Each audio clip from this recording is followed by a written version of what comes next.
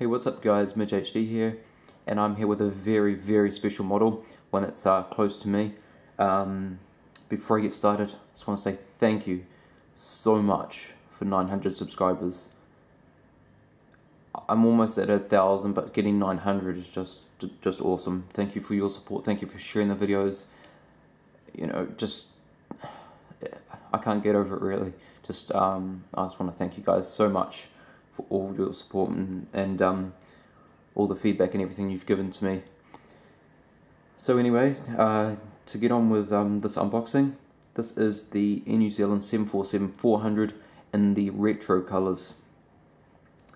Make sure you do check out the description for anything you may have missed or any information throughout this video.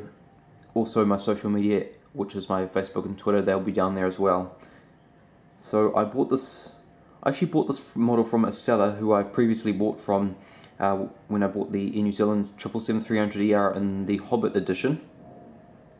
He was when I bought that model, he was on the New Zealand site Trade Me, but I got an email from him saying I could purchase that, pre-order this model from him, and he got about, I think, 15 of these. He sold out straight away in the pre-orders. That's how fast this model is selling out. So this is a New Zealand retailer, and he's already gone out of stock in New Zealand. But if you want to check him out on Trade Me, if you're in New Zealand, possibly Australia as well, go to trademe.co.nz and search the name Silent Wings 71. So anyway, this is my 6th 747 model, and it's my 11th Air New Zealand model. Some information about Air New Zealand. Operations bases are the Auckland Central Business District. Main hub is Auckland International Airport, and secondary hubs are Christchurch International and Wellington International. Focus cities are Los Angeles, Hong Kong Cock, and Sydney Kingsford Smith. They were founded on 26th of April 1940 as TEAL, Tasman Empire Airways Limited, and they were renamed to Air New Zealand on the 1st of April 1965. Air New Zealand's fleet consists of 109 aircraft as of the 2nd of July 2015, and Air New Zealand's operated a total of 13 747s over 33 years. 5 of these were the 747-200s, which I'll get a model of when it comes out in die cast, and they operated 8 747-400s, of which the last Air New Zealand 747 operated from San Francisco to Auckland on the 12th of September 2014, and it was registered ZK-NBS, which I've also done an unboxing on. I also flew on that aircraft last year, and I recorded it taking off for the last time, leaving Auckland for the last time to get sold to air sale. So you can check those videos on my channel if you want. Air New Zealand has 55 destinations worldwide, but concerning the 747s, from Auckland they operated the 747-200s to Honolulu, Frankfurt, Papeete and Dallas-Fort Worth, and the 747-400s to Nagoya and Beijing, and both the 747-200s and 400s to Los Angeles, San Francisco, Vancouver, London Heathrow, Hong Kong Kai Tak and Chek Kok respectively, Singapore, Tokyo Narita, Sydney, Melbourne and Brisbane. And also on a side note, Queen Elizabeth II flew on this aircraft. I'm not sure if it was this particular one, but she flew on it from Heathrow to Auckland via Los Angeles as NZ1 as part of a Commonwealth conference that was going on in New Zealand at the time, and it was the first commercial flight she ever flew on. The first flight of this aircraft was on the 3rd of October 1989. It was delivered to Air New Zealand in Auckland on the 16th of December 1989, and the next day it flew to Christchurch, then on Christchurch down in the South Island of New Zealand if you didn't know, then on to Hong Kong on 17 December. So because it was on an immediate lease to Cathay Pacific, where they kept the Air New Zealand registration throughout their lease, and it was returned back to Air New Zealand on the 1st of February 1991. It was eventually withdrawn from use and stored at Auckland Airport on the 7th of January 2009. It was then ferried from Auckland to Los Angeles, then on to Roswell on the 5th of June 2009, where it has been scrapped. The Boeing customer code for Air New Zealand is 19. Alright, so I'll show you around the box here. And there's quite a lot of detail on this box. So 747-400, there's registration, there's the name of the aircraft, Mātaatua. You see the corals around the outside. If you look very closely, you can see just here, just in that little square, there's the Union Jack, and then these stars, there's 4 stars there and there. That's the Southern Cross, that's the New Zealand flag in the background. Then you have a picture of the aircraft and its retro colours. The scenery you have in the background is the Southern Alps, which is probably the most famous landscape in New Zealand. In New Zealand, some licenses, Inflight 200, because this is an Inflight 200 model, and 1:200 scale. Okay, so now on the back of the box, some warnings and some pictures of the aircraft, which I'll just go through quickly. So there's the cockpit, business class, there's the crew uniforms and the front of the aircraft, economy, and some scenery that you would usually see in New Zealand. So we have Air New Zealand picture of the aircraft. Then we have the slogan which they had at the time in the 90s. Our Pacific class puts you in a class of your own. Because this, well, at the time, Air New Zealand, and I guess still is the main airline to the Pacific. Alright, so now let's take it out of the box.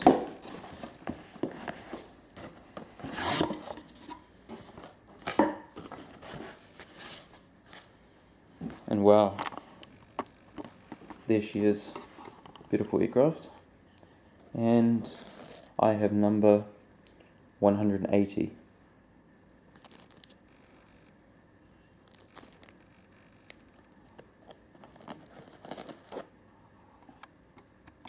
Alright guys, so the beautiful model is now out of the box, and it just looks amazing. I'm so impressed. Just the level of detail, as I said, it is a special model to me, so I'm probably a bit more excited about this model than usual. But anyway, let's start here on the port side at the front. So we see the cockpit windows, window wipers, the radome. By the way, Air New Zealand is now part of the Star Alliance since 1999, which is a group of 27 airlines. Obviously there's no Star Alliance logo here because this was basically any alliance. But we do have the aircraft name Mataatua, and Mātaatua, in Maori tradition, Mātaatua was one of the great voyaging canoes by Polynesians migrated to New Zealand, and the Mataatua Waka was the first to land in Whakatane in the Bay of Plenty in New Zealand about 700 years ago. They later left and they arrived in Takou Bay in the Bay of Islands in Northland, where this was Mātaatua's final resting place. And during the introduction of Air New Zealand's livery in 1996, with the distinctive Pacific wave, the name changed from Mātaatua Bay to Bay of Islands, which is the final resting place of the Mataatua Waka. The rest of the 747s were also named after New Zealand cities. And you see the pitot tubes, and yes, part of the registration on the gear door. We also have a logo here, Royal Air Mail, because in New Zealand, I think was a registered carrier of Royal Mail, which was because at this time New Zealand was, and still does have strong ties with the monarch of England. In New Zealand, old titles or retro titles, then the New Zealand flag, because New Zealand is the flag carrier of New Zealand. Landing lights on the inboard part of the wing, and the beautiful Rolls-Royce RB211-524G engines. If you didn't know, all of the New Zealand 747-200s, but only 3 of the 8 747-400s, the others had GE engines, but 3 of these had Rolls-Royce engines to start off with. And yeah, they're just beautiful engines, really powerful engines. I love the sound of these on takeoff. They would sort of, I guess, shake the ground at Auckland Airport. I used to go there most weekends, just watch all the aircraft take off, whether it be from the famous spotting place on, beside the main road or on the viewing deck. But as you can see, all the engines spin.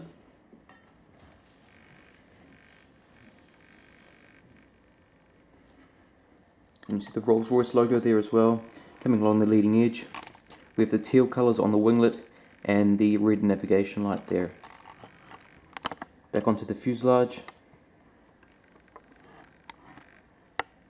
ZK-NBS, that's the registration, or Zulu Kilo November Bravo Sierra. Boeing 747-400. And then the beautiful Air New Zealand Koru, which was first introduced on this, with this livery, and it was first introduced on the DC-10s when Air New Zealand got them back in 1973, so a very, very long time ago. And look at that, the blue and green gives you the beautiful teal colours. Okay, so take a look at the APU right here. Very, very, if I can focus it here, very well done APU. Got the sort of strobe lights at the bottom there. Very nice.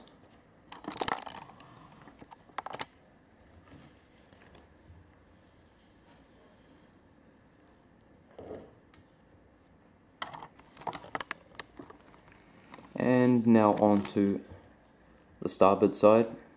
So cockpit windows, window wipers, pitot tubes, name of the aircraft, Mātaatua, front cargo container door, part of the registration on the gear door, inboard landing lights, Air New Zealand titles with the New Zealand flag, RB211 engines,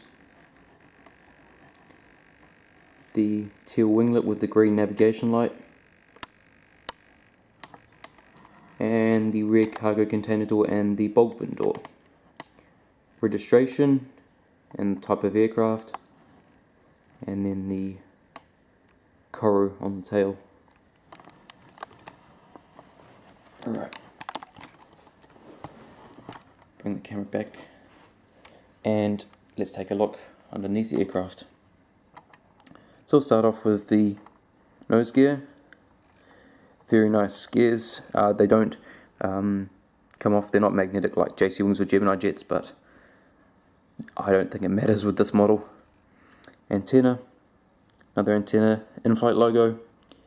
Then these little vents here, these are for, no sorry, these ones here are for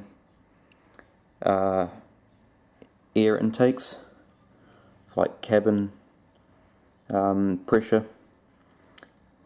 Beacon light, the main gears and the gear doors. If you rub your finger over, you can sort of feel the indents where they've made for the doors. The wing underneath the engine there, and on the side with the registration. Flaps, slats, ailerons, and all that good stuff. And there's a hole for the stand, which they finally added stands for with these models. 2 antennas. These 2 square bits here are air pressure relief valves. And then we've got an antenna down to the APU housing and the horizontal stabilizers. Okay, so now on top of the aircraft we have escape door hatch, anti-collision light, couple of antennas, one's yellow, the ADF antennas right here, and on the wing, flaps, slats, ailerons and spoilers.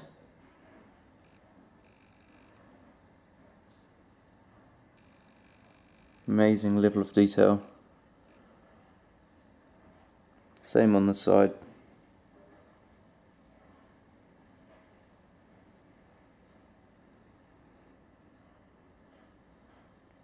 Okay, so let's continue down towards the tail.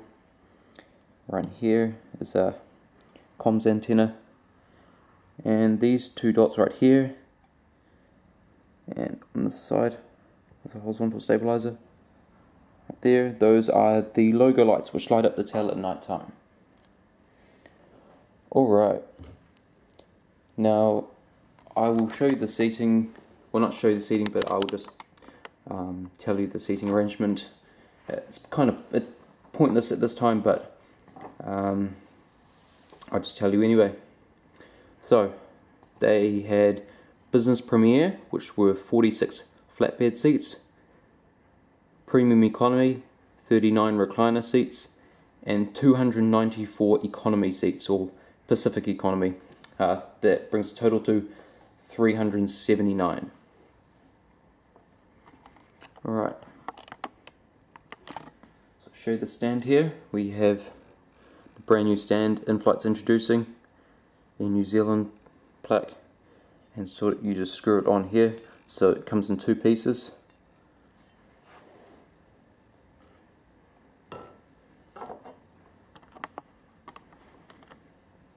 And it just slides into the hole there,